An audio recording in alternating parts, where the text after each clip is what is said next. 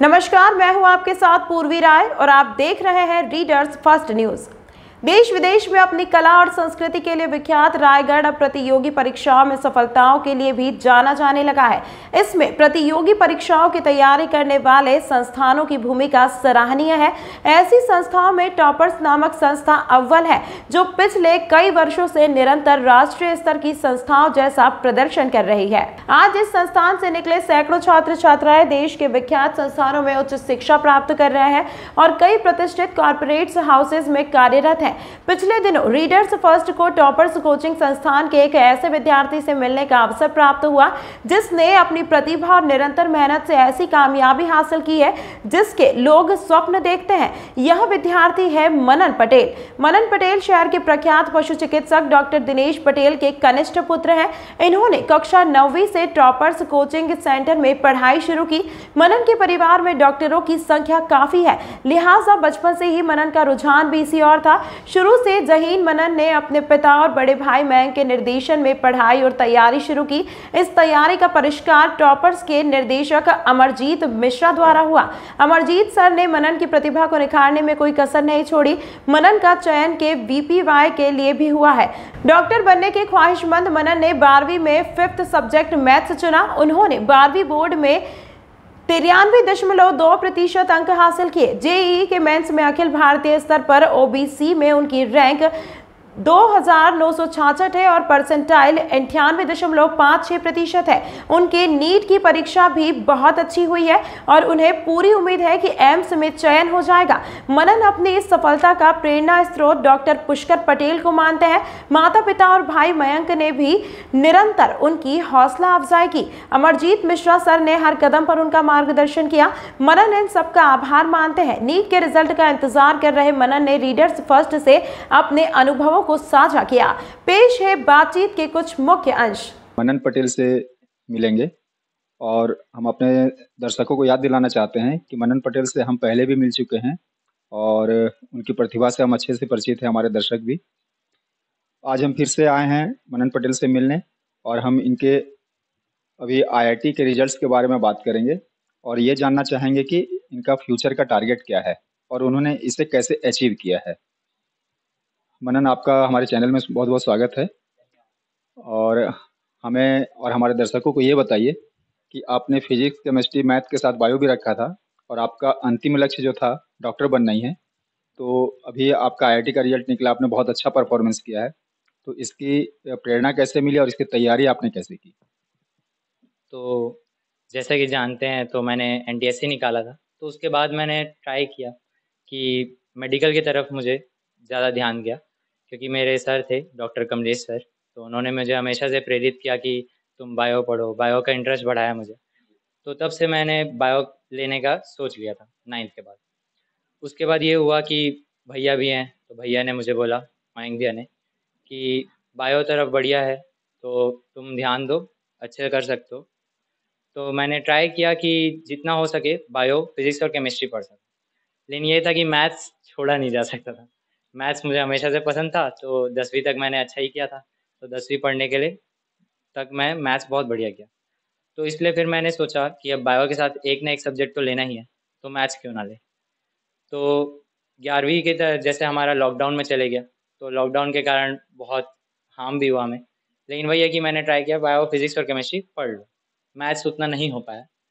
फिर अभी JEE का एग्ज़ाम हुआ, तो नीट के पहले था वो, तो मेरा टारगेट तो एम्स जाना है, तो इसलिए बट मैं सोचा कि एग्ज़ाम देने में क्या बुराई है, कि एग्ज़ाम से कुछ ना कुछ मुझे सीखने मिलेगा कि क्वेश्चन कैसे आते हैं।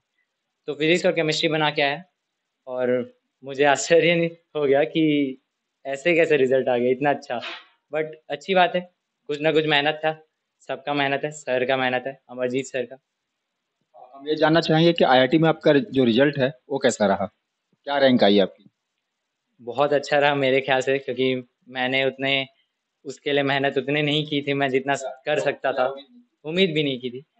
तो उसमें मेरा ऑल इंडिया रैंक आया 13,153 और OBC रैंक 2,966 आया और परसेंटाइल बेसिस पे मेरा 98.56 परसेंटाइल आया, जो कि बहुत अच्छा खासा है NIT। इतना शानदार रिजल्ट आने के बाद तो आपको किसी भी IIT में अच्छा मतलब ब्रांच मिल सकता है, तो क्या इसके लिए आपके मन में नहीं आता है कि हम वहाँ एडमिशन लें? सोचा है, बट हमेशा से टारगेट रहा है एम्स जाने का। और मेडिकल मतलब इंटरेस्ट इतना बढ़िया गया मेरा कि अब मैथ्स की तरफ उतना ध्यान नहीं जाता। बाकी ये है कि बहुत अच्छा अपॉर्चुनिटी मेरे लिए खुल गया है, तो बैकअप प्लान की तरह मैंने रखा है उसे। बट जाना मुझे एम्स की तरफ है, तो होप सो, उम्मीद है कि नीट में भी अच्छा रैंक आए और मेरा एम्स में हो जाए। आपने जो ये मुकाम हासिल किया है, तो हम ये जानना चाहेंगे कि इसमें आपके फैमिली का और आप जहाँ पढ़ रहे हैं उसका क्या योगदान है? तो जैसा कि जानते हैं, मैंने 9th क्लास से टॉपर्स ज्वाइन किया था। तो टॉपर्स इंस्टीट्यूट में मुझे हमेशा से माहौल मिला है कि टीचर ने हमेशा मुझे प्रेरित किया है। अमरजीत सर रहे हैं, कमलेश सर रहे हैं, हमारे मनोज झा सर रहे हैं। तो उन्होंने हमेशा मुझे बोला है कि पढ़ो, ध्यान दो। हमेशा जब भी मैं राह से भटकूँ ना, उसके मुझे डांटा भी है। तो बहुत ध्यान दिया गया है मेरे ऊपर। फिर मेरे मम्मी पापा ने मुझे हमेशा प्रेरित किया, मुझे कभी मतलब ऐसे टोका वोका नहीं। उन्होंने मुझे बोला कि बढ़िया है, खेलो कूदो भी, पढ़ो भी, दोनों इम्पोर्टेंट है। और घर में डॉक्टर हैं, तो मुझे उन लोग ने बताया कि ये करो, ये गलतियां मत करो। तो उनकी गलतियों से मैंने भी कुछ सीखा। अपनी अब मेरी गलतियों से मैं चाहता हूँ कि मेरे जूनियर भी कुछ सीखें। तो मेरे भैया हैं मयंक भैया और एक पुष्कर पटेल करके, दोनों मेडिकल में हैं, तो उन्होंने हमेशा मुझे गाइडेंस देने में हेल्प किया। हम ये जानना चाहेंगे कि वास्तव में आपके इंस्पिरेशन कौन है? मेरे आइडल हमेशा से डॉक्टर कमलेश सर रहे हैं। उन्होंने मतलब ऐसा मेरे दिमाग में बना दिया कि उन्हें देख के लगता था कि सर जैसा बनना है, मतलब डॉक्टर बनना है एंड उनके जैसे पढ़ाना आ जाए बस। कि मतलब उन्हें इतना अच्छा समझाना आता था कि मुझे लगता था कि हाँ, कोई समझाना सीख गया तो मतलब उसका कॉन्सेप्ट एकदम क्लियर है। तो मुझे वो चीज़ हमेशा से प्रेरित की है कि मुझे उनके टाइप बनना है। जैसे आपका मेडिकल में होता है और जो हो ही जाएगा, ऐसी पूरी उम्मीद है, तो क्या आप टीचिंग का लाइन चुनेंगे? नहीं, मैंने सोचा है कि अब मेडिकल की तरफ है, तो अभी वैसे उतना नहीं सोचा मैंने। बट इतना है कि मैं अपने जूनियर को जितना दे सकता हूँ, जितना ज्ञान बांट सकता हूँ, उतना बांटने की कोशिश कर रहा हूँ। और पढ़ाना मुझे भी पसंद आया क्योंकि कमलेश सर पढ़ाते थे, तो उनके ट्रिक्स से मुझे समझ आया कि ऐसे पढ़ाया जा सकता है, अलग तरीका समझा। तो सबका अलग तरीका होता है पढ़ाने का, और वही चीज़ मुझे अच्छी लगी कि मैं भी कुछ तरीके से बच्चों को इंटरेस्ट जगा सकता हूँ कि मेरे कारण भी उन्हें लगे कि हाँ, डॉक्टर बनना एक मतलब प्रेस्टिजियस चीज़ है। निश्चित रूप से डॉक्टर बनना तो बहुत ही इज्जत और प्रतिष्ठा की बात है। हम आपसे ये जानना चाह रहे हैं कि आप आफ्टर एमबीबीएस कंप्लीशन या सुपर स्पेशलाइजेशन करने के बाद टीचिंग प्रोफेशन में जाना चाहेंगे कि जनता की सेवा करनी चाहेंगे आप? अभी उतना ध्यान नहीं लगाया मैंने इस बात पे। बट मैं सोचा हूँ कि हो सके तो मैं जितना पढ़ा सकता हूँ पढ़ाऊँ, क्योंकि पढ़ाऊँगा तो मेरा भी अच्छा है, मेरा भी रिवाइज होते रहेगा और बच्चों को भी थोड़ा सीखने मिलेगा कि ऐसे पढ़ सकते हैं। अब मेरा तरीका, सबका अलग तरीका होता है पढ़ने का, तो वो चीज़ सीखने में थोड़ा टाइम लग जाता है कि कैसे पढ़ना है सबको। तो पढ़ना तो जैसे सबको पता है कि एनसीईआरटी पढ़ना है, लेकिन वही है कि सबको सिर्फ पढ़ना ही नहीं है, अप्लाई भी करना है। तो वो चीज़ मैं सिखाना चाह रहा हूँ कि ऐसे अप्लाई करो, ऐसे पढ़ो कि हाँ, हमें सब चीज़ नहीं आता है, कुछ ना कुछ है जो जानने के लिए बचा है। मेडिकल लाइन में आप बहुत सारी स्ट्रीम हैं। आप किस स्ट्रीम को चूज करना पसंद करेंगे फ्यूचर में? मैंने सोचा है सर्जरी, सोचा है क्योंकि सर्जरी वगैरह, अब पापा हैं, पापा डॉक्टर रहे हैं, तो वेटनरी डॉक्टर हैं पापा। तो उनके साथ मैं बचपन में थोड़ा बहुत ऐसे ऑपरेशन वगैरह देखने जाता था।